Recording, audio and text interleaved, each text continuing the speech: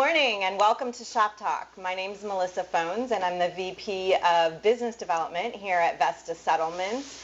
And today I have a treat for you. I have not one, but two amazing guests with me ready to share their wisdom, so I feel very lucky and you should as well. With me today I have Sue Smith of Compass and Ken Eley of Century 21. We've asked them to join us today for a million reasons, but one of them is that each of them has been in the business for 35 years or more. And so we thought that we would have a conversation today about longevity in the business, surviving, thriving in any market, dealing with inventory shortages, database management, listing presentations, tech tools, how things have evolved and changed over the years, and how that has affected their thought process, their strategies, their mentality. We're going to cover a lot, and hopefully we have enough time, but I know we're going to get a lot of great information out of them, so we're going to dive right in. But before we do that, I'm going to ask each of them. There's absolutely no way that I could properly give them credit for 35 years of success in this business. So I'm going to ask each of them to introduce themselves and just kind of give us a brief idea of how they got in the business, kind of how they grew their business, what their strategy kind of was, whether that's farming or internet leads, that sort of thing. Just a brief overview, their teams, just so you can get an idea of kind of who they are and how they function in this market. So let's start with Sue. Awesome. Thank you so much, Melissa. It is an honor to be here. I love you. I love Vesta Settlements. And I love Kent Eley as well, who we decided that we met in 1991. My name is Sue Smith. I'm with Compass Real Estate. I am a 35-year real estate veteran. I wake up every day charged and excited for this business still, and my plan is to go another 35 years, so I also like to break glass ceilings. I started this business in 1988 with a newborn and a 2-year-old, and when I walked into my Long & Foster office at the time, no one thought I would last. But what helped me to last truly was that I loved working with the people in real estate. And I also knew that it was going to be a great career that was everlasting, and that's what I was looking for. Never would I have known that here I am 35 years later. I actually feel like it was yesterday. And I've learned so much. I've become much better as a person. I feel that I am instrumental in our industry. And things have definitely changed. To answer your question, when we started in the business, most of you probably won't even relate with this, but we had datagrams. Was it datagrams, Ken? Yeah. Oh my gosh. I don't even want to go there. We had, when I walked into Long & Foster, we worked off of a MLS book, but I'm not going to go there. I love how the industry has changed. I love the technology. Big into marketing, big into farming, my community when I was new into real estate, and that really just kind of opened the doors for me. And I worked well. I cared about my people. I always put my client first in the business, but I always put my family first in everything else in life. So thank you again for having me. I look forward to answering other questions and passing the torch here to Kent Eley. Kent. Melissa, thank you. Of course. My pleasure. Look, I'm happy to be here. Hope I don't break the camera. Oh my goodness. Hope I don't say anything too crazy. Let me just say this. I hope you do, actually. Okay, I'm going for it then. Do it, Kent. We're going for it. Let me say this. Sue is a rock star. And we were talking about it, and we did our first deal in 91. We did our second deal in spring of 97. Ooh. How about this? Oakmere. Oh my goodness. Then we did another deal. Then we did the other one on Paget and Ashburn Village in 2011. Wow. And the buyer was a direct descendant of the Gabor sisters. Gina Gabor was her name. Oh, you remember goodness. that? So I say all this because every one of those transactions were seamless, fluid, sweet, happy, fun, positive because of Sue. Oh, yeah. So when I worked with you in 91, somebody, if I was just, somebody passing by, I said, "What's up?" I said, "I want to be like Sue." I love this transaction. I met her when I was selling. Okay, now you know why I love this guy so much. And I did not pay him to say anything No, here. she didn't. So I want because it's the truth. Oh, so gosh. I'm going to blush. On the color of your shirt. So you know when we're due for another transaction? We are too. It's Every time. 14 years. So 2025. So Why do we have to wait? we don't have to wait. Okay. But we got 35 more years. You know. So you're doing this along Yeah, with I'm me. going with you. I love 35 more years. And we're just warming up. Now, for the record, Sue's been at 35 years. You were a phenom. You started at 13. Won't anybody know that? I was a little later, 17, 18. But anyway, I'm with Sue. What Sue said is right on. It is a very blessed business to be in.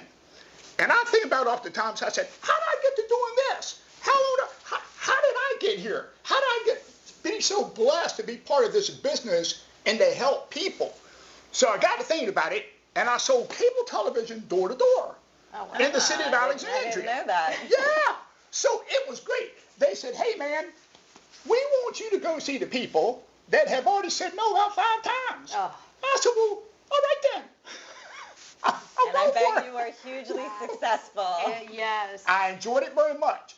I found that after a while, I started liking the rejection. It's very, very, just I enjoyed it. So, you had to overcome it and everything. But the cool thing about it is, I got to know every street in Alexandria. Pretty much, I mean, every street, every building, whatever. Whether it's a building, neighborhood, whatever. So, one day it hit me. And I had a couple rental properties that I bought, didn't know a thing about. If someone back said, well, how'd you do it? Don't have a clue. Just happened into it. One step at a hope time, it went well. right? Yeah. So anyway, he hit me one day. I said, now, wait a minute now. I sort of like real estate. Don't know much about it. So instead of selling people cable to put in their house, well, I'll just sell the house. She seems like, more of a better payday, too. Better payday. I'm sure. Yeah, my own boss. And your own boss. And which I have seen, and it sometimes has been real good, being my own boss. But some days it's lonely, right? It does. My bride's my boss, and I remember that. Yeah, I stay true to that. She's watching this video. Oh yeah, she might be. So, by the way, on a side note, BB&T, before they became Truist, was SunTrust. And I said to somebody one day, I said, you know what that stands for? They said, it's that bank. I said, no, that's my bride. She's my bride, she's my boss, and she's my timer. She times me when I talk too much. She goes, time out. So anyway,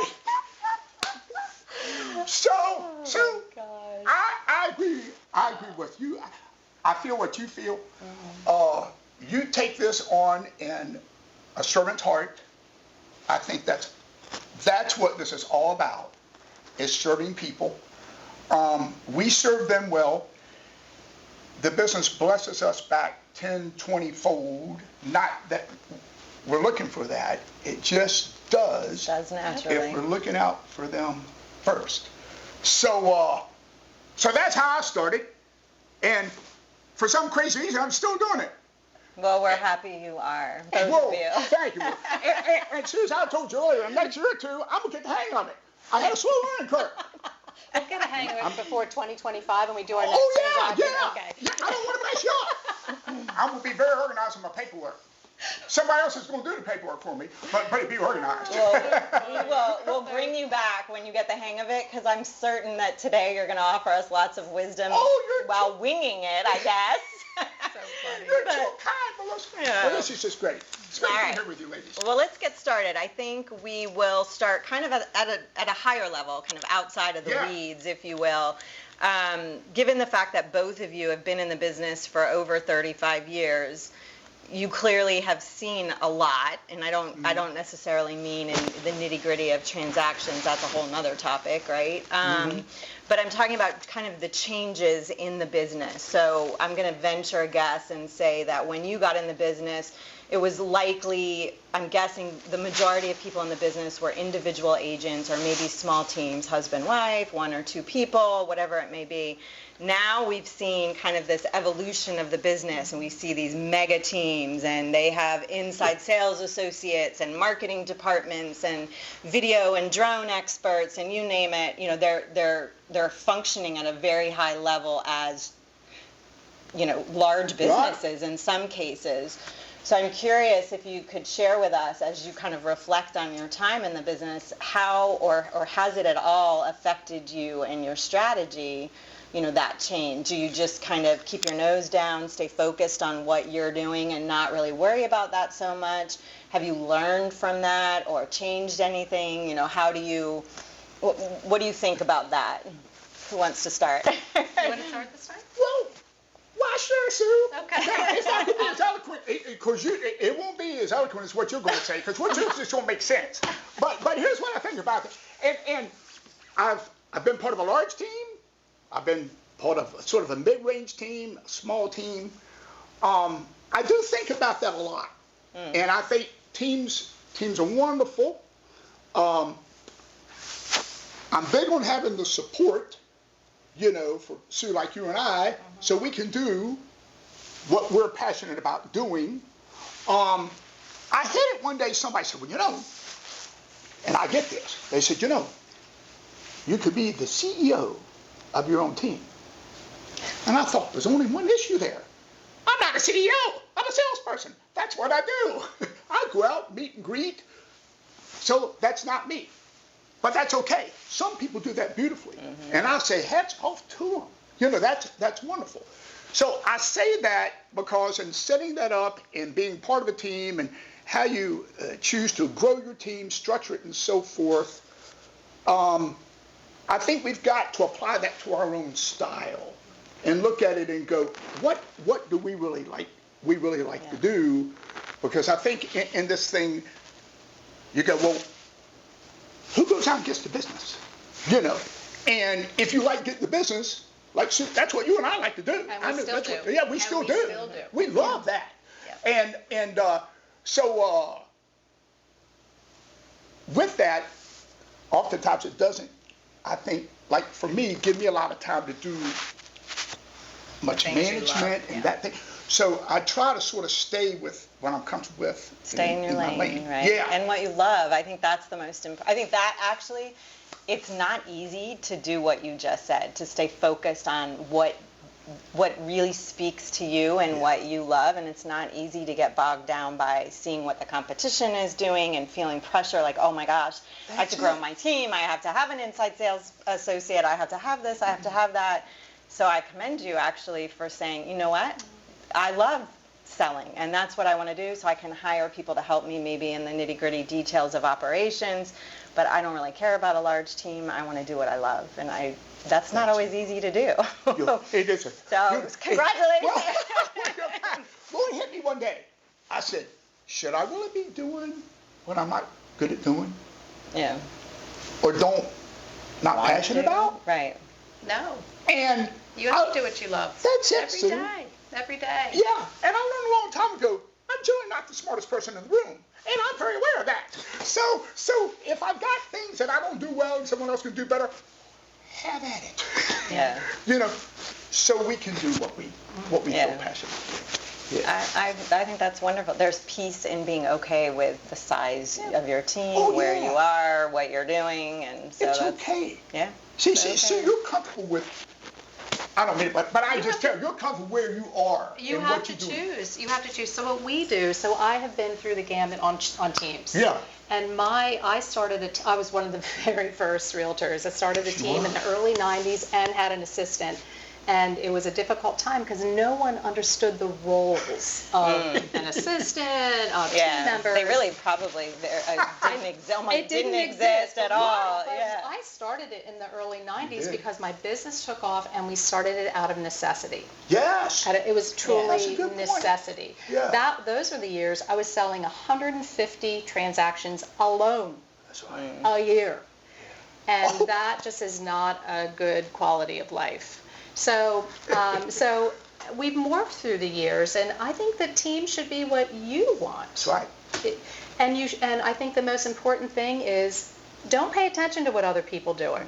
That's right. Focus on what you love, what you're doing, and be your best every single day. Put everything else aside. Like you said, stay in your lane. So I do have a team, though. My team is primarily family members. I love it. I have my son, Brian, who is a realtor. He will be the legacy of the business when I am no longer here in 50 years. My daughter, Chrissy, is a transaction manager, and she's a transaction manager for everybody, but she's our team's transaction manager. My husband, Charlie, is a broker, associate broker on our team. And then we have Heron Choi, who's wonderful. I say she's my sister from another mother on our team. So we have a small team. I actually modeled that team extremely different, though. Everyone is responsible for their own business, their own success. Right on. I shine the light. I help them learn. I'm always available, but I have my own business. So everyone has their own business under the Sue Smith Team umbrella, and that really works out well for me. I am not accountable for anyone else on that team. Yeah. And that gives me peace as well. Yeah, it's liberating. It is liberating, and I am doing exactly what I want to do. But you should do what you want to do. If you want to be on a team, if you like being the worker bee, then be that person. If you want to be the CEO and the lead, which I am. I'm the CEO, CFO, CMO. CMO, right. CTO But someday. But I love those. That works for me. Right. Having that works. So do what works for you. But here's the best thing that I think to share. Learn. Right. People join teams to learn from others. That's right. They learn. So, and I always expect people that join my team to leave my team. And I knew that would happen, but I knew when they left my team, they would leave it better than when they came. And that was okay with me. So that's sort of my approach on teams. I love it. The natural evolution. Natural evolution. Yeah. They grow and they move on to something else for the next step. And hope, like you said, you learn something from them, you improve, perfect your team. Yeah. Carry on. Everybody wins in that situation. Yeah. Definitely. That's beautiful. Yeah. I'm going to write a lot of stuff down after this. It's all going to be on video. Don't worry. It's all on film. Can't read my writing anyway. Yeah. But I have that problem too. It can be edited. Oh, good. Okay. Oh my God. Thank God for the edit. All right, let's move on to one of the hot topics of today, frankly, of last year, the year before, and probably the year before that, unfortunately. So in real estate, I always think, when I think about real estate, I really think, you are a connector, period, hard stop, right? You're a connector. Your job is to connect people, buyers, sellers, sellers and vendors, whatever. You're constantly connecting people. And so I'm curious, we have had a serious inventory issue in the past, I don't know what the exact number is, but it's been quite some time. We've had a challenge with inventory, and I frankly don't see that getting any better. So tell me a little bit about how you are acting as a true connector and trying to help solve the inventory issue for your buyers. And I know this is not easy, but I frequently think about like the true definition of a broker, putting a buyer and a seller together, and you have to be tenacious, and you have to hit the street and the phones, and you can't solely rely on MLS. You can't just wake up and be like what inventory popped into the market today? It's not happening at the levels we need it to happen now. So what are you doing to kind of solve that problem for your buyers or your potential buyers? I'll start with Sue, since you started last time. I do a lot of things. So don't underestimate the power of the ask. I am a master asker. Yeah. Everything in my life and my family's life has come to all of us because we are not afraid to ask. So in regards to the inventory crisis, I tell my clients, if you have an area that you love or you have a property that you love and you would like to buy it, I will ask that seller if they want to sell. I am careful about how I ask that seller. I don't knock on their door anymore because that can be a little, everybody has a ring, but I find a way to get in touch with that seller. Every home that I have bought, I've bought on the ask. They've not been on the market. That's right. So that's one way that we're helping buyers to purchase homes. The other thing too is we are helping buyers understand the process so that they are successful when they have the opportunity to bid on a property. Right, yeah, writing So bid offers. we are making sure they are pre-approved. Which it sounds nominal, but it's not. You've got to take them a level up. Because I explain to people, you've got to have your cash source, because if you have to remove your appraisal contingency, that's a question that's going to be asked of your lender. Do they have the cash to make up an appraisal? We have to be ready. So I think our job as realtors is educating our clients, both buyers and sellers, as to each case that they're presented with and how to best approach that case. And that's really what we're doing is for the inventory shortage and getting offers. It's brilliant. Offers. It's simple. Yeah. It is And simple. I love it for that reason. I do too, Melissa. It's like, keep it simple, stupid. If you can ask me, I'm selling. So Yeah. but there's one other thing. Duly noted. Don't underestimate the power of the relationship. However, I do tell my clients, I have a great relationship with this agent. Yes. But that only goes so far. Right. You have to write strong offers. You have to write a strong offer. be prepared. But I've worked with this agent before very well. That's a key thing. And now we need to make it count because we already have that good thing. So I love when I cross the threshold and I know the agent, I've had a successful transaction. I feel like, okay, that's just one part of the phase. So keep your relationships with people, and conversely, if I've had an indifferent relationship with someone, I share that with my clients. Right. I don't want to have an indifferent situation with someone. That's right. But sometimes that happens, and no one ever forgets that. So it's, I don't know. True. Yeah. Because you're looking out for them, Yes. number one, and their good well-being and welfare, and that's our duty to them. I love working with great people. Yeah. Buyers, sellers, realtors, title companies. I love working with great people. Yes. That's it. Lenders. Yeah. The whole, Lifetime. Can't forget our the lenders. whole work. Yes. That's right. Yes. Yeah. I love that. Good. I'll move on with that one. That's a nugget. Enough said. That's it. That is a nugget. Sue, what you're saying is right on, and I think about that a lot. And there's something you said there too, education. That's everything. And I look at that, and I was thinking about it yesterday. And a lot of that comes from the listing side. When you're listing, you take your listings and you can look at, okay, what do we do with that house? Did we spend 10, 12, 20,000 to whatever? Did we gussy it up? And what was the return on that gussying up? And how many days was it on? And did it drive up? And were there any layers? And a lot of times, if you check those three boxes, turnkey, great presentation, and offer price, I've tried to educate myself and get myself right instead of list price. I say offer price to the market.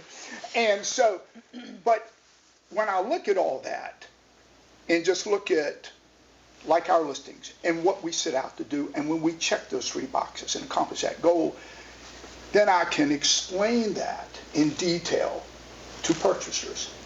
And you nailed it with what you said. Say, you're likely going to have to waive that appraisal. Likely. Your earnest money is going to have to be Significant. has some teeth to it. Layers. Yeah, you get your loan in place because you probably may not be a finance contingency, home insurance, so on and so on and so on. But we're educating them. Now, it's very interesting that you asked that question, Melissa. I know I'm jumping all around. Please forgive me, audience. But it's very, because so we were getting on. We're getting ready to put a house on next Thursday. Cindy on the team has sweet buyers that want to see it. we're not coming soon, and everything's legitimate. They saw it. They're buying it. Good. They're buying it because it just so happened it was something you said, and if my memory was like it was when I was a younger buck, I'd be able to cite what you just said there. But something you said is that sometimes we're dealing with people in relationships and trust. Sometimes, like in this scenario, hope we'll put it together later today, people are going for the seamlessness of it. It's easier for them. The house doesn't on have the to seller side. Are you referring to? Yeah. And the parties know each other pretty, not buyer and seller, but everybody else knows each other. That's very appealing to everybody in it, and it just so happened that it's going to hopefully come to fruition. But it is because I think that worked for everyone, and you just never know. Oftentimes it is. A sweet lady down there, and she wants to buy a house up here, and she told me what she was looking for, and I said to her, well, you know, I think you need to wait a couple months, and I do. I'm not sure what's going to happen in a couple months. I'm looking at what happened last year. But bless her heart, if she came up to buy now, boy. She's going to pay more. Boy. Yeah. And just talk to her. I don't think she's come. So I said, you hang on there. Hey, here's what's happening. You hang on there. But I love the ask. And you never know. That too. You just never know. Yeah. And yeah. I don't think there's a unfortunately for all of us, there's no magic bullet solution to solve our inventory problem. But and I think we all we wish there was, or we wish there was some trick of the trade that would magically, bring inventory. Time will change the inventory. But in the meantime, I love what you both have said. It's don't be afraid to ask, be tenacious. The asking is being tenacious. Thinking who can I ask, who can I connect with, and that goes back to what I said. Your job is to be a true connector. That's it. And you just did it with your listing that's coming, and so don't be afraid to ask. Education, setting expectations properly. They're not fancy and sexy answers. They're just the reality of the business. And we got to just explain it to them. Yeah. Explain it. Say back in the day. Exactly. Life has changed. We are always changing in real estate. Yeah. Always. And we aren't predictors. We have to deliver the exact news. I have spent the last 18 months reading. Right. Because when I have a conversation with someone, I want it to be right on. That's right. So we're at the forefront of the education process. And I think that I can see some things changing. I think a lot of people refinance. In fact, statistically, over 75% of people that own homes in the country are sitting on a 3.5% interest rate and less. That's right. They don't want to change that. I don't blame them yet. Right. They will change. Time presents situations where they have to change, or the markets ebb and flow. Don't give up. That's right. Time. Keep creating yourself. Keep creating a value for others. Yes. Right? During this time. Yeah. Yes. And it will change. And the people that will remain, like us, are the ones that don't give up. That's right. We've never given up. That's right. We don't plan on giving up. And that's why you're here today. And that's 35 years of never giving up. And we have been through some stuff. And this isn't bad, guys. I know it might feel bad.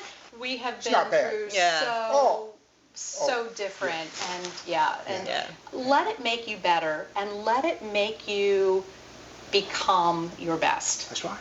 That's the thing. Go ahead. Go ahead. No, go ahead. I was just going to say there's a silver lining, when you say time on the business to come. And you look at, I think of things in all the baby boomers. Right. A lot of them have rental properties. They're not going to keep that rental property forever. Some of them had it 30 years. They don't want to worry about it. And then some of them are going to be moving. Yes. They're going to be, and there's still some of that out there. So there's always going to be business. Yeah. And I think about this because we have the ebb and flows, and when we do, then I say to myself, stay true to what you do according to your style, on how you like to do it, and serving others, stay true to it. Because the fundamentals, and and we've got these great changes, like Sue said when we first started, they had this, the MLS had this, what was it, like it was paper, it was a book, and it was the paper, and I'm like, what the world? I can't even imagine. And I mean, it was always crazy. I didn't sell any homes. Me neither. I just looked at the book. I mean, that was, oh man, it was big fun. But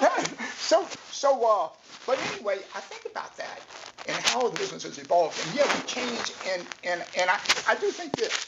And sorry, Melissa. No, you're actually teeing up my next question beautifully, both of you. So it's keep going. Good segue. I will say this. I've been learned on this the hard way. There is opportunity in any market. Absolutely. There is opportunity in any market. Absolutely. There really is. And I think, when I think about it, if we stay true to our fundamentals, which is meeting and greeting, building those relationships, staying true to them, staying true to the fundamentals, good hard day's work, taking care of people, see what you say, all the reading, educate, knowing what's going on. And then what that does, it brings value to them. And we can own that value. We can own that, and we can feel good about it, confident that we bring value to them, which is what it's all about. Absolutely. Anyway, please forgive me for the long-windedness. No, it's good. You both of you have kind of already slightly answered the next question, or perfectly teed it up. We sit today as a title company in a position where obviously we're all coming off of the COVID years, this frenetic, crazy pace, a market that we frankly probably didn't anticipate given what was going on in the world. Crazy sales volume, right? Right. We're not really in that anymore. We're, as you said, we have different market fundamentals. We have concerns and challenges of recession, inflation, geopolitical issues going on. I could go on and on, right? So I guess my question for you is, as a team here at Vesta, we of course knew that things weren't going to stay as beautiful, rainbows and butterflies like they were, sales numbers wise during COVID. So we plan and we discuss and we talk. Okay, what are we going to do? What changes are we going to make to our business? What are our goals? How are we going to shift and pivot? Because the market's not going to stay all rainbows and butterflies all the time. So my question for you is, coming in either at the tail end of last year or coming into this year, did you sit down and kind of do the same thing? Did you think to yourself, I've got all these kind of fundamental challenges, different market, I don't even like to use the word challenges, but did you kind of reflect on that and say, because of that, knowing that if I want to hit my sales goals or my income goals, whatever they may be, I need to do X, Y, and Z, or I'm gonna make these tweaks or changes to my business just to make sure I'm really hitting the pavement every day, making my phone calls, doing whatever. Are there conscious decisions that you made coming into this year to kind of try to offset what you see as these headwinds, kind of? Absolutely. Yes. What are you doing, Kent? Well, Sue, Share your secrets. It just so happened, normally somebody said, hey man, are you going to plan for 2024? By the time I do that, it's already 2026. Behind the curve on that. But so anyway, I got to think about last October, and I said, what's my business? How do I get it? How do I do it? Where's it coming from? Where's it coming from? And it's always been, Sue, and I know you've done this for years, but it's the people you know. It's the people we know. And I was saying about it last night, and we can have huge databases. And I actually looked at it yesterday, and I looked at our mailing list. When we get to all that fancy stuff, TikTok and everything, which I don't understand about, and someone had to do for me, and I wouldn't have a clue, and that's all right, and I'm okay with it. Fine. Hallelujah. You're doing fine But it's not my forte, if you will. So anyway, I think about that and I go, I love doing business with people I know. And I will, when things slow down a bit, there's a little market conditions, whatever it is, I can always rely on that. Mm-hmm. If I'm staying in touch with them, mm-hmm. I can always rely on that. So I said, I'm going to take that up a notch. I'm going to write those folks a note. Mm-hmm. I'm going to thank them for the wonderful relationship over the years. I'm going to mention something personal about them, wherever it may be, whatever it is, where you went to school, your team, whatever, something about a family member, but I'm going to thank them. And I just write a note, tell them I'm thinking about them, tell them I'm in my 36th year, and that I'm getting in the groove finally. P.S. I'm getting in the groove, feeling it.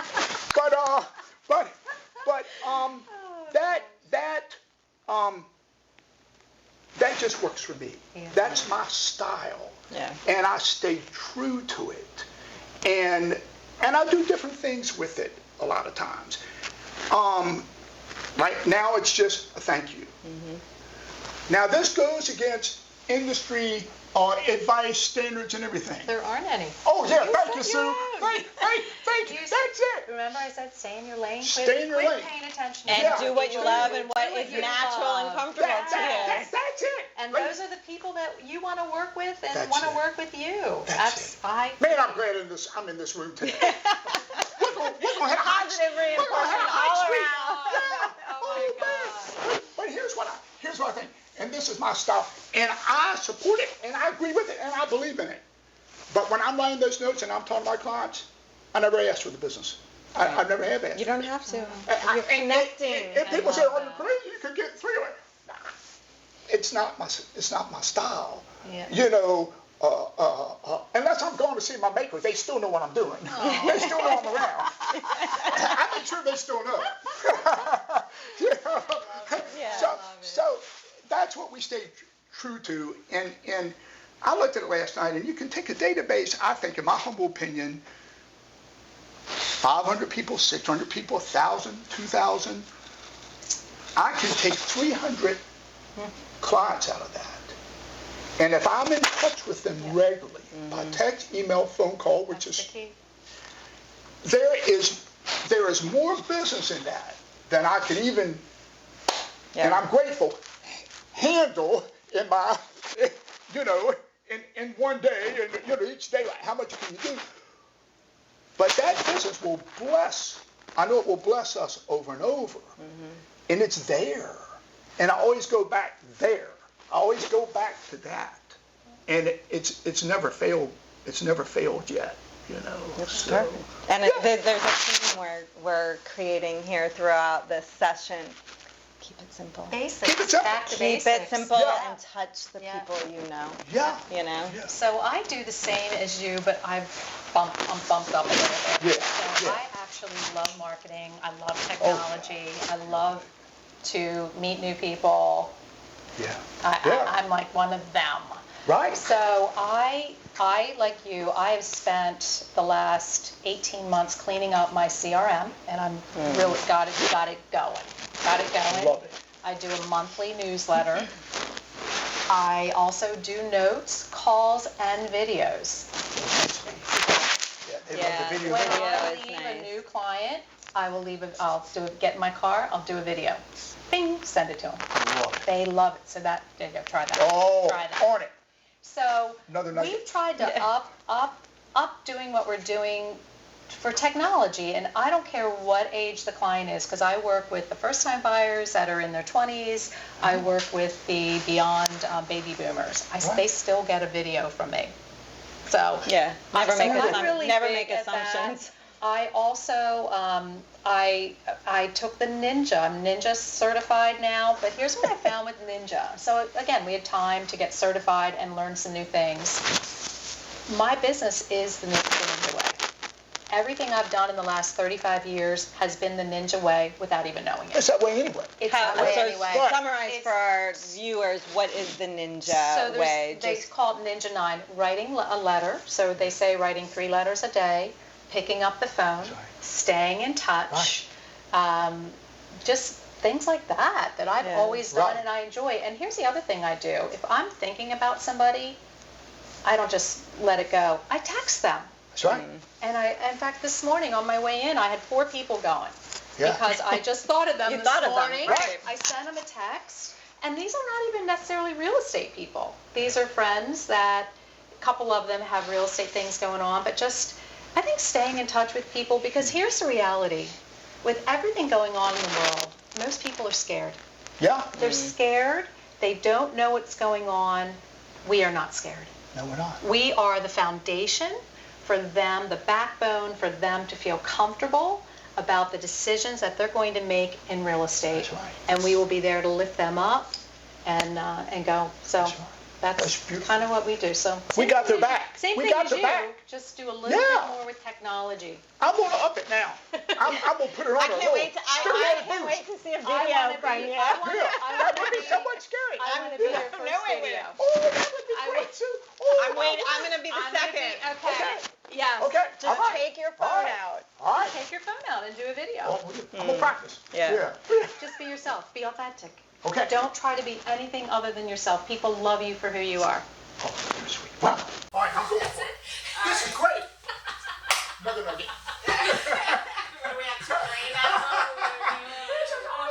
This is awesome. All right, well, so let's dig a little bit deeper on marketing. I'm just, and I think now, based on what you've said, I kind of have a general idea of how you're going to answer this. But let's face it, we're in a world now of TikTok, Snapchat, Facebook, Instagram.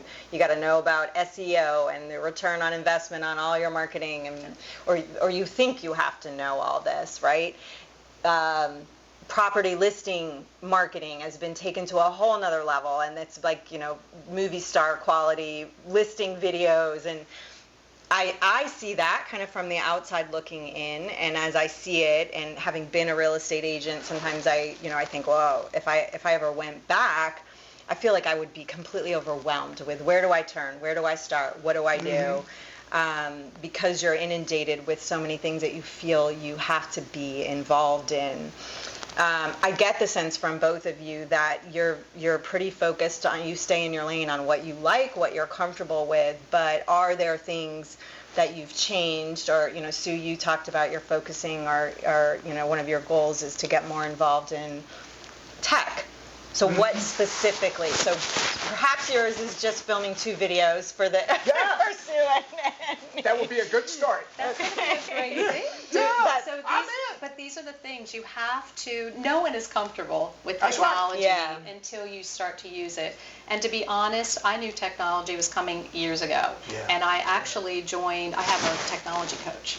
Oh, really? That's I have a awesome. social media coach. I'm going to give her a plug. Her name is Katie Lance. Get Social Smart. Tell her Sue sent you. She is awesome. And for the last 8 years, I have been learning social media from Katie. Wow. And it's awesome. So here's what I did. Number 1, we do not do TikTok. Yeah. TikTok has been, TikTok is so controversial right now anyways, but that's a whole that nother. is off the app. She has Charlie, taught me I'm sure. chat. I call it chat. I do chat. Uh-huh. Been doing the AI for a while. I do Twitter, LinkedIn. I love. If you really want to connect with people, LinkedIn is a great place to go. LinkedIn. Make sure you have. You've got to make sure you have everything proper. You have to have your bio. You've got to have a good picture. You've got to have all your information, and then you have to give relevant information, right? Yeah. So if you notice on me, I do LinkedIn, Twitter, Facebook, Insta every single day. So you focus. So this is part of my question: is have you consciously made a decision? Because you can't. It's exhausting, honestly. Your head could spin thinking or feeling that you have to be everywhere, be on everything. So it sounds like you've chosen those 4, and you're hyper focused on them, and that's kind of what you work, and you're. I do. So I spend my mornings in my office. I do my coffee with my husband. I do my fitness, and I do my work. And then I spend the afternoon with clients. out with clients. So in the morning, if you take a look, so today is Thank You Thursday. And we created testimonials from clients, which we always ask for. Testimonials, they're huge. Yeah. And every Thursday on all of the different sites, you get a testimonial, a different one from all the team members, something different. Right. I just have become religious with how I'm doing things, as I want people to expect to see it. Monday is my Money Monday. I'm a, real estate's financial, right? And I'm a CFO. I love finance. I help people make good financial decisions. So my Mondays, I share Susie Orman, which is awesome. If you didn't see this week's, you got to see it, because it's going to change. You're going to go to your bank. You're going to put some beneficiaries on your bank accounts. Anyway, so I do Money Monday and I do market activity every single Monday. I want the world to know what's going on, because that's the big question. I always get people sending me a note back saying thank you for this information. Yes. You know what, too? I think you'd be surprised, even if you don't get notes from people. They see it.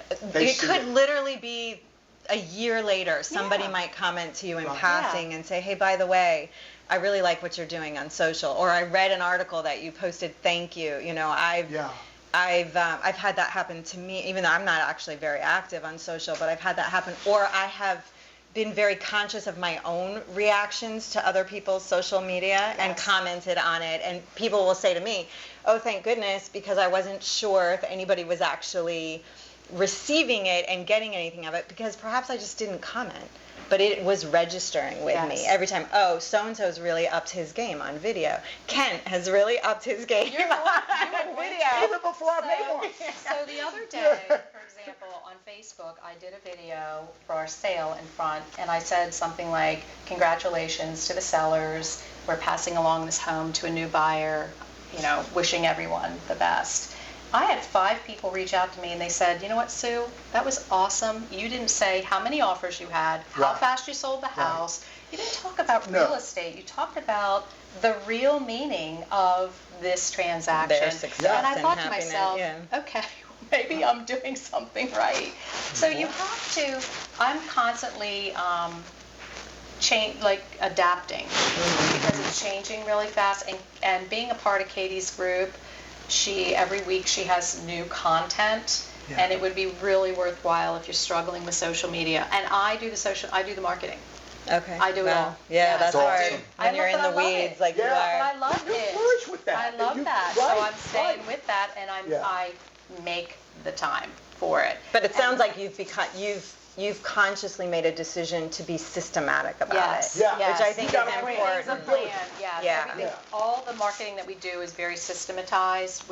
My son Brian helps set up a lot of things. We are very systematized as it is, and that's really just helped us with all of this, because otherwise it's so easy to get left behind. Yeah. The other thing too, I think that makes a difference for what you've done is you've narrowed your focus.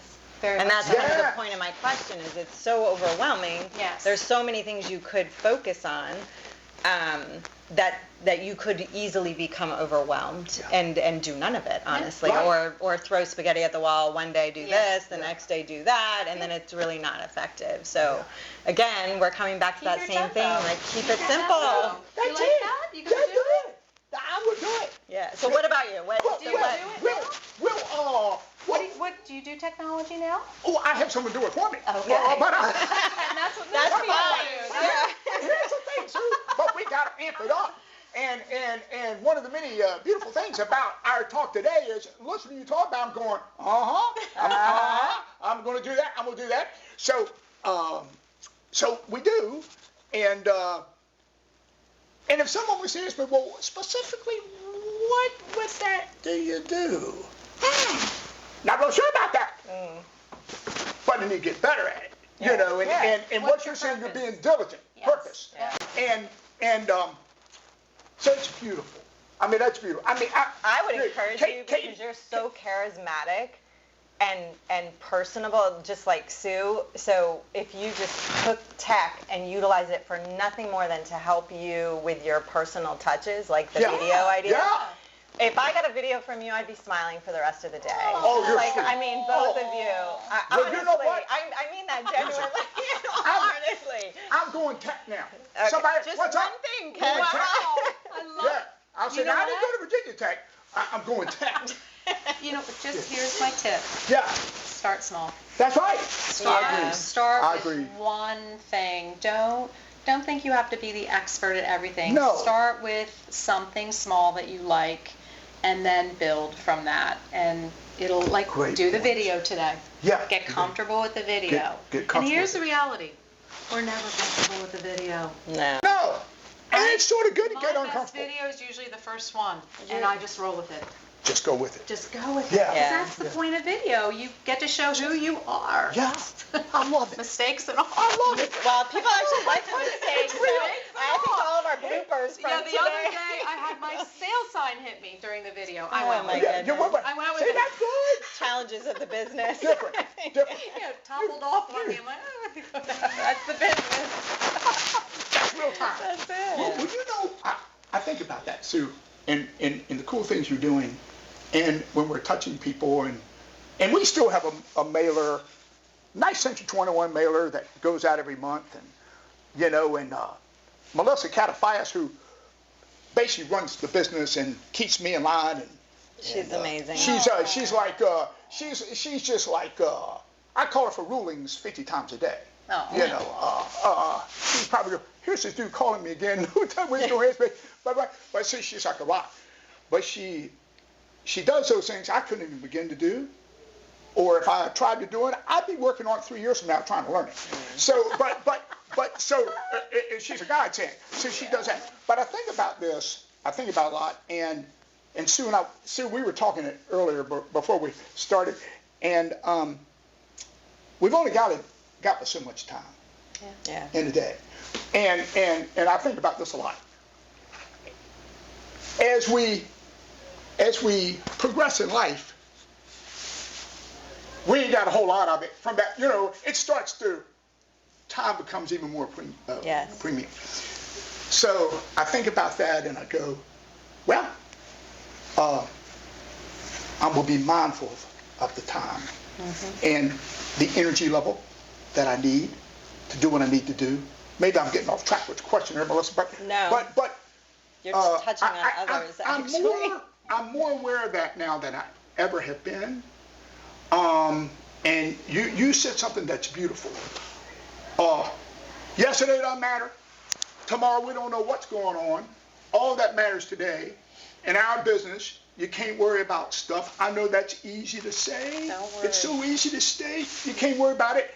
And if you got any guilt hanging around, unguilty. Let it Yes. Because nobody else is worried about it. Yes.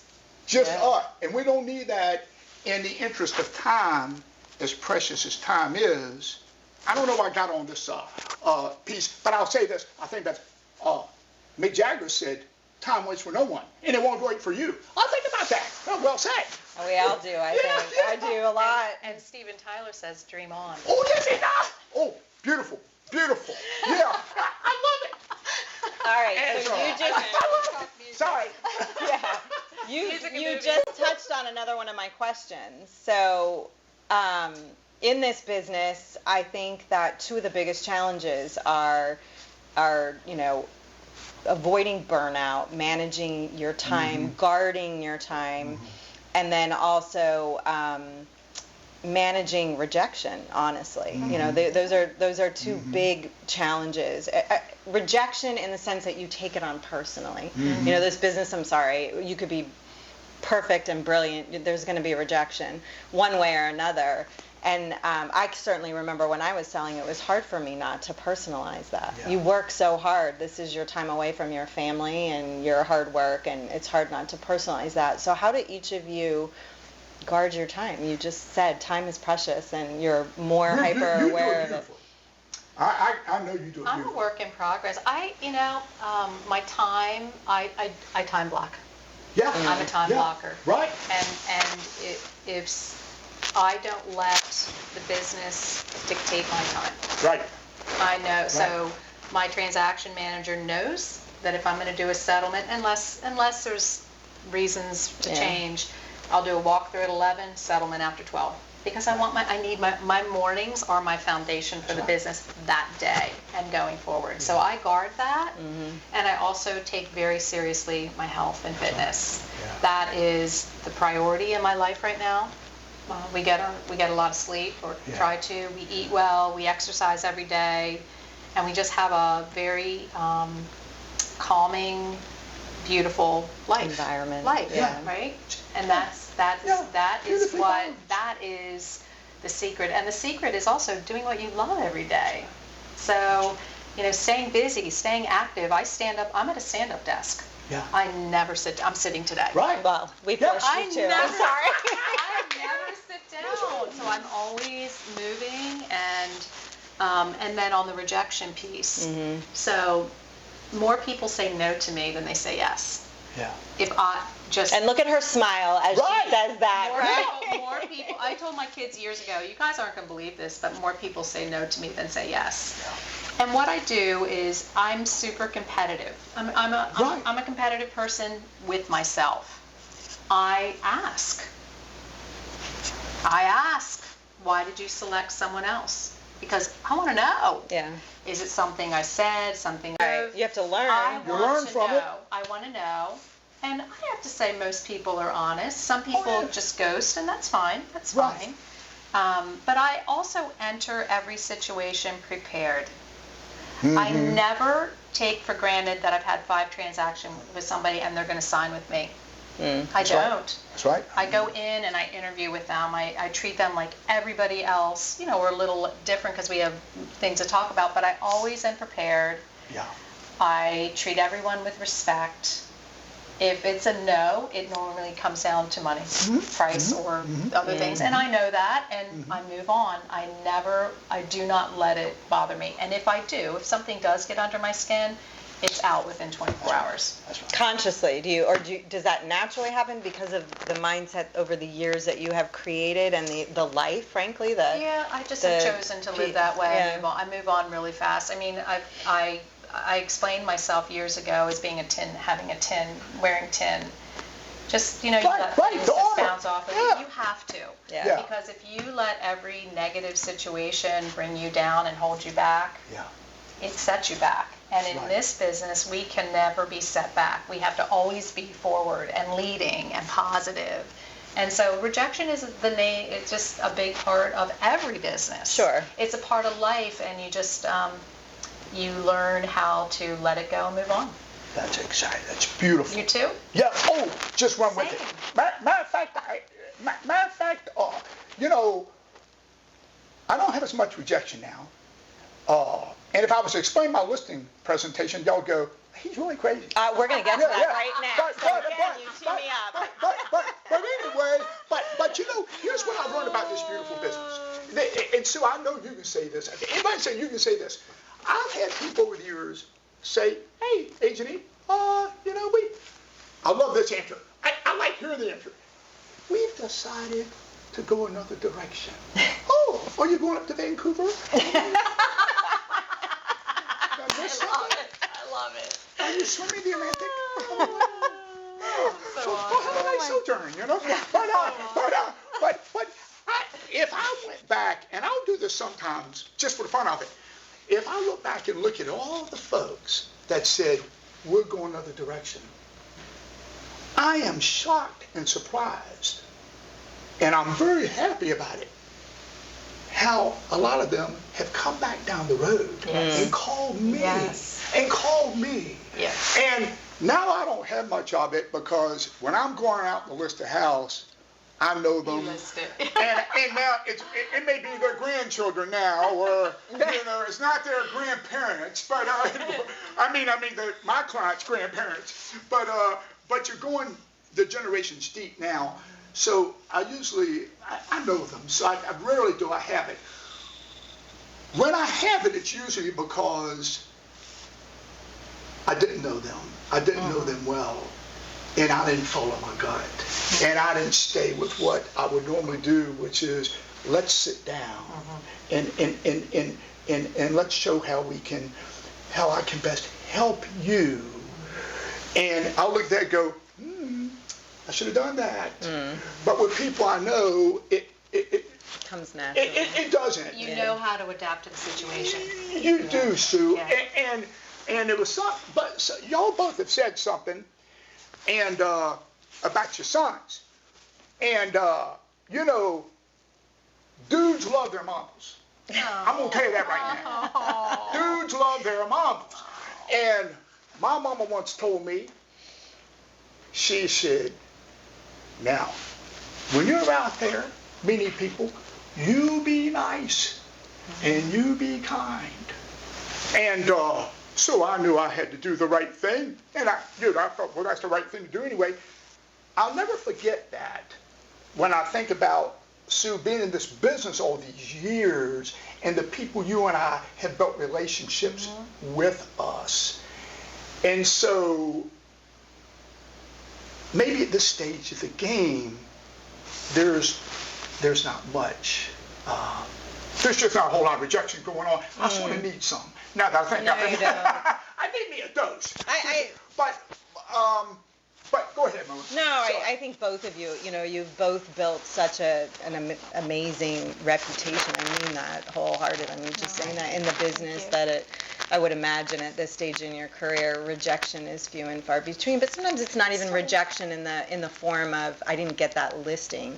Right. Sometimes it's a challenging situation. Perhaps the listing comes off the market for whatever. I mean, in this market, years past or frequent these past few years, we don't see that as much, but it comes in other forms. And so there are other things you have to deal with emotionally in this business that aren't always easy. It's not an easy business. Everyone thinks it's glamorous and easy, They do. but We made so it Yeah, we did. well, I think it's your positive attitude that makes it easy. You gotta be If you don't have a easy. positive Yeah. attitude, Yeah, I can't it's even not gonna imagine work. where we'd be. Oh yeah, Right, I we're mean- blessed to be doing it. No.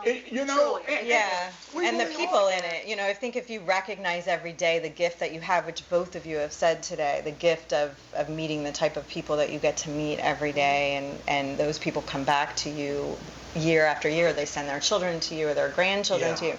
That's a gift, and if you recognize that, it's hard to be negative. But it's not just the clients. It's the title companies. Oh, it's the team. Yeah. It's everybody It's that in the working. village. Yeah. It's the It village is the of village. people Yeah. that, yes, we start the process, but it's the village that gets us to the end result, and we have to have that village. Yes. And the tightness and the confidence we all have in each other is huge. Yeah. So that's why we work with a really tight team. I mean, Know each other we well. don't sway. Uh-uh. I mean,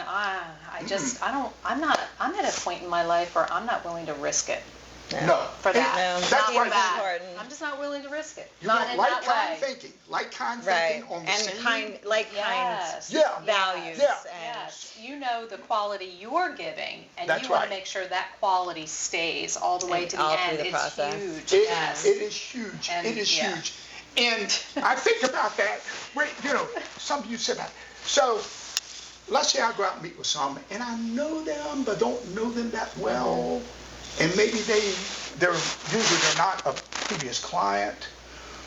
And let's say they go with another agent, and I never forget them.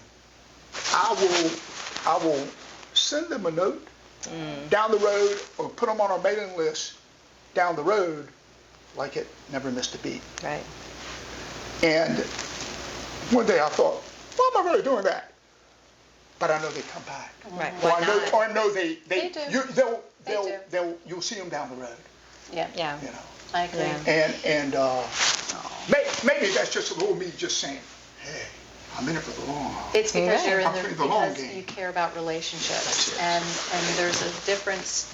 There's a difference now with a lot of people getting into the business. We've made it look glamorous. Right. We have made it look easy because all we do is drive around in our nice car. Yeah. Yeah. And Yeah. I think a lot of people out there are about the numbers. That's right. I've never been that. No, I mean, if you you never ask me, have. never. If you ask me how many homes I sell in a year, I don't know that number. I mean, I eventually know Right, you it, come but up I with it. don't keep track of that. Yeah. That's right. You're focused on the And people. It's about the I- people. Yeah. Yes, It's about them. that's why I got into business. Yeah. I wanted to help people. I truly enjoy people. That's and right. I help them to live their best life, and we get to do that in real estate. It's beautiful. So that's it. You know, it's pretty simple. Yeah. Okay, I'm gonna ask one more memory. question. I actually have a couple more questions, but one more kind of in this series of questions. And this one is one that I just love asking people, honestly, because I find it so fascinating. And the reason I find it so fascinating is because each of you has an opportunity to really inject your personalities, your expertise, your style, what you feel comfortable with, some of the things that we've talked about into your business in various ways. But the listing presentation is something that I'm just curious how, because everyone does so many different things. Oh, Yeah. So tell me a little bit about your listing presentation, how you handle it. Do you use any tools? Do you just go in and talk? And then one question I love, and I think this is really beneficial for new agents, is how or do you utilize the listing presentation to set expectations? And that for me is kind of twofold.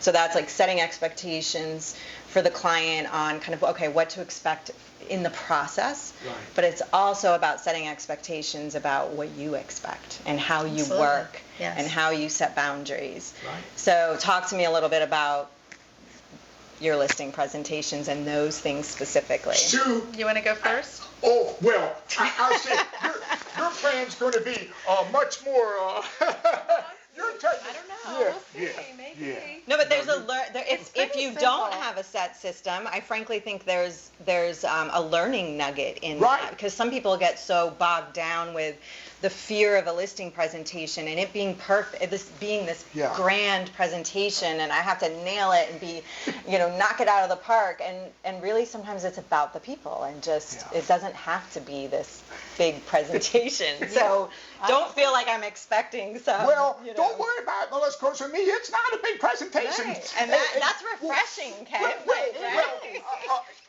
in the industry would go, this guy's a real kook. Are you kidding me?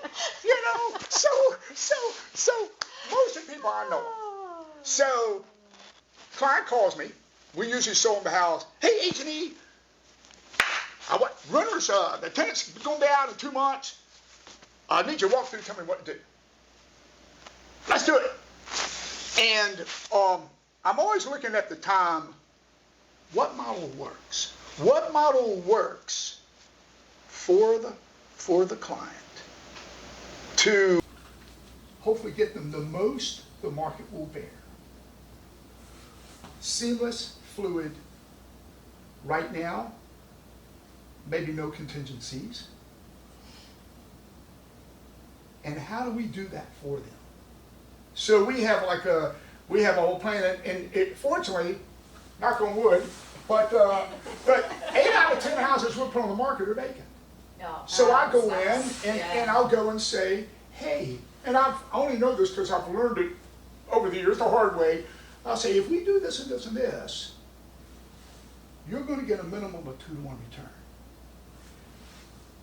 And then we're going to stage it. Not at your cost. We're going to stage it for you. Then we're going to get some really nice photos.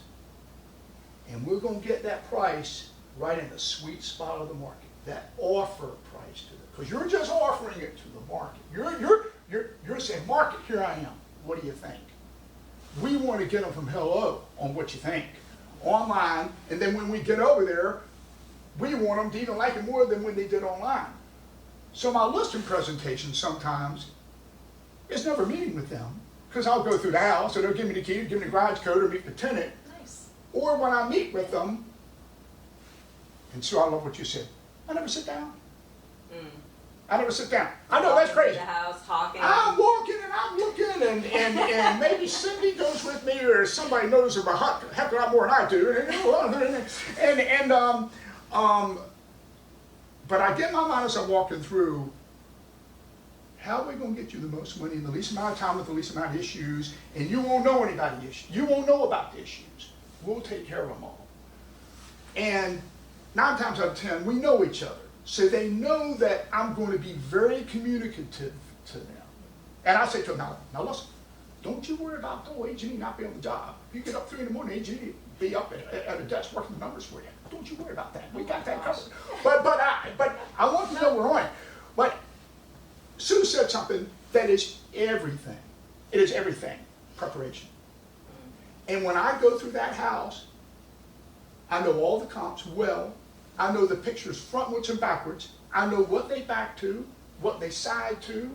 I look at the terrain, the feel of it. I'll talk to agents if I need to get as much intel. And you and I pretty much know. We have a good grasp of it, a base going in. But when I look at the house, I want to be able to go, carpet, new countertop, new vanities, light fixtures, doorknobs, switch plates, plugs, paint the front, and you know, you learn to get it pretty close, about 10% either way, high or low. And here's what you can do. This is going to make you money. Old H&E's got it covered for you. Here's the plan, and we got. And what I've learned about that, because here's my presentation. I'll take maybe our last 20 out of 22 listings or whatever. They all bid up. Yeah. The two that didn't sell the price, they could have bid up. I slide that in there. These two that didn't bid up, they could have. That's the reason why they didn't. It really is. So, but all I do, this is very elementary. Very elementary. It works, clearly. clearly. I'll take my Sharpie, and I'll have those listings, that Agent Synopsis thing, print those out, and I'll draw an arrow to the sold price, and even the list price down that left corner, I'll put the list price under it at the bottom of the arrow, and I'll circle the days on market. And before I meet with them, I'll send it to them, so they can see all those photos. So it's real, it's nothing fancy, and when I go in, we may be standing at the island or something, and I'll give them that, but that's my presentation. Or one could say, or lack of. I think the key for you. It works for you. Yeah, and that's you've what matters. developed these relationships already, Yes. so you're not in a situation where you're necessarily competing with 3 other agents. And Sue, I would imagine your situation is very similar. So you've laid the foundation and the hard work for 35 years. Yeah. And that makes your job in the listing presentation so much, not effortless, but you go in and you data dump your knowledge. Yeah. And you've already, before you walk in, you've already won that presentation or that listing, They it's just want you to get eyes on. Mine is different than yours. So I bet. To the good. I can't wait to hear it. It's different and it's not. So we, from the first communication with someone, whether if they're past clients or new, because I work with both. Yeah. They all get the same. They get a thank you email from me. Yeah. And if they're ready, and then they get a confirmation of an appointment that we've set while we're speaking. Right. And then I send them an invite. Yeah. A Gmail, so everybody is clear. And then they get a follow-up email from me with a seller questionnaire. I would just want to know more about them before I go in. What their goals are, And what then their, Yes, and then I also send them clips of our marketing. I just want them to be prepared. Yes. And they always get a link to the listings that have sold in their community so that we're not going in cold. Yes. When I meet with them, I always bring a hard copy with me because I do what you do, show them the same. What has changed, though, is how I interact once I get through the front door. It depends on where I am when I get to the front door. Have they given me the seller questionnaire? Some do, some don't. Have they given me the information that I need? If they haven't, what I do before I walk through the house is I go and sit down at the table and have a conversation with them to get to know them better and find out what their needs are. What are your selling? How do you want to do this? I thank them for being there. What is it? How can I best serve you? We figure all that out. If I feel that we're ready to take the next step, then I walk the house. Awesome. And then I sit down and do the comps because I can't I can't give them value or range without seeing that Right. house. Right, nor can you if you don't gotta get a understand their feel for goals. it. Exactly. You have to That's understand right. their goal, but Correct. because That's their right. goal might affect your Yes. advice Yeah. on the price. If And you that's don't right. truly And understand what they're That's exactly trying right. to achieve, how Sometimes can you when serve you them? talk to them on the phone, when they call you, they don't tell you the whole story. The minute you get them, and I always meet with the decision makers. Yeah. And Yeah, if the smart. decision makers can't, I postpone it until they can. That's when you know the real story. So once I know the real story, I can help them develop a plan. And I leave them with, I have a plan, a sheet, that I leave them saying this is pre-marketing, this is coming soon, these are going to be photo shoot, that we have a plan in place. By the System. time so we are really systematized. Love it. I then go home, I write them a handwritten note, Yep. which I believe in, you believe in, Huge. and if you don't believe in it, it'll change your life. Yeah. And so that, and then I always leave them with a copy of the listing agreement. Some people want to sign it on the spot. Right. Okay. I was going to say, we're going to sign. Okay. I'm good, I'm We ready. can do that. Some people are like, leave it for me to review. I don't ever want anyone to feel that I'm pushing them into a situation. I want to give them the information. I want them to be comfortable with me. I want to leave them with a plan, and then they either talk to other people or they have a decision with them the next week, and everybody's comfortable going forward. And then once they say, yep, let's do it, then of course I get my whole team together for the photo shoot. I mean, everything is calculated and planned. I'd sign it with you right away. I'd say, don't worry about looking at the house. Just sign the papers, then you can look at it. Well, but you have to. I mean, No, the I house understand. needs- No. the house Right, needs you gotta tons go of work. have a plan for but them. yeah, but I think all people want to do is feel comfortable with you, comfortable That's it. and competent. That's it. And That's it. here's the people, the consumers think that all realtors are the same. Right. They think that because we have a real estate license, we're all the same. Right. And we all are not the same. We all do things differently. We all have different personalities. We all have just the different way. Different marketing, Yes, I mean, right, it's right. like, who do you want to be with when the time gets tough? Yeah. Because That's there could right. be a really tough time. Who is it that's going to climb that mountain for you? Mm-hmm. You know, most people bail. They don't climb the mountain. They don't find a solution. You're So- echoing something Keith often says.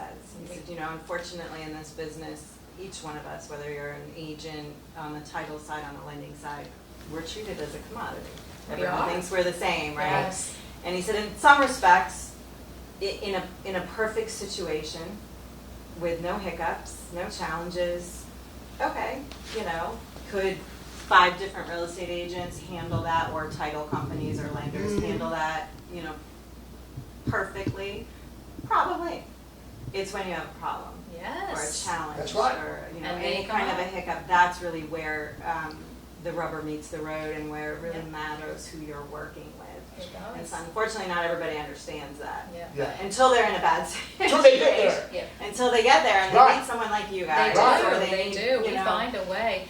I think we're fortunate in Northern Virginia that we have a lot of really great professional realtors here, and We I'm do. honored to call them We- friends. Yeah, we really And do. so I We think really for do. the majority of consumers, are the realtors that are doing the work are educated, Yeah. Yeah. are professional, Right. are Working doing hard, a really are- good yeah, job. And care. Yeah. The Yeah. ones that need work just either don't have the tenure, they don't have the care, they don't have the guidance, and that's where the broker or the team leader Guidance. needs to really reel that in, because that, when people do the wrong things or people have an adverse situation, it affects us.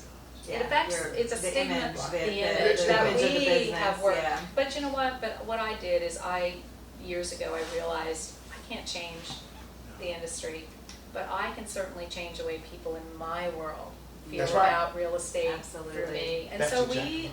stay in our own little real estate bubble, Yeah. like our own thing, and and I Keep it love my simple. people. Yeah. It's beautiful because what you do, and I know your clients know this, and they feel it, they sense it, they get it. You bring value to them, and And when you mentioned earlier preparation and when you go out there, I always think about this. I want them to know that I'm going to do the very best for them, and I know how to do it. After all these years, but specifically, I've prepared for that. You know, now, of course, my presentation is very not formal, and sometimes I never even walk through with them. Hey, here are the papers. But I will say this. In that, really doesn't come down to money. Really does it because we own the value. We believe in it on what we can do for them, which is all about. That's what it's all about. And I have just found, if I remember that, and I stay true to doing the very best for them, preparation, everything, watching their back, being communicative, but at the end of the day, put more money in their pocket, if we're taking the seller side, and if I can convey that to them and own it on the front end, it goes beautifully. Yeah. Okay, well, I think, wait, Well, I want to, okay. so we end every Shop Talk with 2 quick questions. So I'm going to ask you to think on your feet and answer quickly. We're good at that. Yeah. That's all we do. You're good at it. We ask everyone, is there a book or a podcast that has influenced you personally, professionally that you would like to share with us? And do you have a personal or professional goal this year that you would like to share with us? Go for it, Sue. You want me to go first? Oh, please do, because I'm going to take notes. Okay. Go for it right So now. this year, I got rid of my Sirius radio in my car. Oh, good idea. Well, I did it because, long story, but anyway, so what I do now is when I drive, which, we drive a lot, I have a YouTube. Everybody has YouTube. And if you don't, and I listen to some of my favorites, and I'm going to give them to you because I want you guys to start listening to them. Jay Shetty. Write it down. Jay. S-H-E-T-T-Y. Jay Shetty. These are amazing quick picks. Robert Greene with an E. Love it. Right. Mel Robbins. Tony Robbins. Oh, yeah. Quick picks. This is what I'm doing when I'm driving, is I'm feeding my mind with all these cool, positive things. And it's not just about it. This is none of it's real estate related. It's life related. So that was one of my biggest things I could have ever done. Jay Shetty, he's amazing. He's a former monk. Wow. And then if you subscribe to these people, you'll automatically get on some other cool stuff. So what's the other question? Oh, goals. Do you have anything you want to share? So of course we have goals. We have goals, but I am not a person that I set my own personal goals, and I ask other people on the team to set their own personal goals. And the ultimate goal is to live our best life and be our best self every single day. That's right. That's it. That's right. I don't think it's good to have goals that you don't meet and it brings you down. I don't believe in that. We're all in the same boat where our businesses are different, and that's okay, because if we continue to be our best every day and shine the true light of who we are to this world, that will bring the greatest goal of all. That is fabulous. Beautiful. That's just fabulous. That's it. Man, I'm running with that. Put it on my tab, will you? Man. Do we have You would be a coach. Man, that's great. Listen to That's these great. These guys are great. I'm going to I'm check them all out. over it. Yeah. I'm all over it. All good Yeah. stuff. Yeah. How about you? Do you have one? Oh, well, I'm getting some cataracts. So books, I like my print big, and I don't like a lot of pages. Yeah. You like quick and easy I like reading. quick. Yes. So I know y'all heard of this one. You and I have talked about Fred Factor by Mark Sanborn. Fred Factor. I don't know that one. It's a book on service. Fred's a mailman. Fred provides great service, impeccable. People go out of town, the mail piles up. Fred bundles it up, puts it on the side of the house, so people won't come on and think no one's there. That's a great book. I love it. So our mailman, his name is Fred. I gave him the book. I told him one day, I said, Fred, read your book. Great out there, you know. Did you give it to him? Yeah, no, but I need to. Yeah, I gotta me go. too. But it's a great book. It's not a lot of pages. Then the book that Michael J. Mayer did, and I related to it because he's all by basic people he knows, referral, 7 levels of communication. Oh, yeah. That's awesome. Yeah. I have to read that again. I read it a long time ago. Great book. Yeah. Great book. It's one of those books where I can't remember much of it, but I got that out that I could relate to the guy. Yep. And then, if y'all like music, Love it. Greg Allman had a book, 2012. Oh. At the end of I read it, a book. he said, if I had to live my life all over again, he said, would I have done it differently? Now, I had like 5 wives or something. He would have. I don't know. But he said, would I do things differently? He goes, yes. Do I have any regrets? No. Awesome. And I always thought about that, and I said, man, that's right. And I think about it, and it hit me going this year. I said, if I can live every day, and sometimes I forget, but if I can live every day waking up and being grateful for what we do have, you know, like my beautiful bride, my wonderful pug, Your health. health, Your health. yeah, people we know. Yeah. I mean, It's huge. if I can be just grateful for it. And the other thing is, I think if I can live every day like it's my very last day selling real estate, and my very last day on this earth, how would I do it? How would I do it? Because we don't know what tomorrow's going to bring. No, we don't. But I think if I could live every day like that, I'll probably do a lot better stuff. And you are. You are You living your do. day I know. like that. Really So are. you already are doing that. Oh, thank you, Sue. Well, it's sort of fun thinking about it. So is that your goal Oh, for yeah. 2020? Yeah. So simple. It's Yeah. so So simple. simple. Both Yeah. of you. I think there definitely has been a theme through this session. Sue and I, you know, Simplicity is best. Yeah. Connection. we embrace enjoy the people. biz, don't we, We Sue? do enjoy Around the you. biz. That's why we're doing it for Yeah, 35 more years. exactly. Yeah. We're just warming up. You know what? Lillian Jorgensen. Yes. She's my idol. She's in her I 80s. thought she meant, yeah. Is she Sweet still lady. selling? Oh yeah. Oh, my goodness. Oh yeah. Wow. She's a legend. She's amazing. Yes, you. Bless her heart. You Sharp look- as a tack. I am a life observer. Right. I love to observe those ahead of me. I've learned from them. Oh, yeah. And she is definitely one. She's going. I love it. You learn from folks You learn that from are, people that that are are older, ahead of you. have more Yes. experiences, Yes. and it's all about the experiences. I always have. Yeah. You know, we all got memories here. You ain't got memories, you ain't got Sometimes much. mine isn't that great. That's all right. That's a fact. It's a We have fact. memories that we want to remember.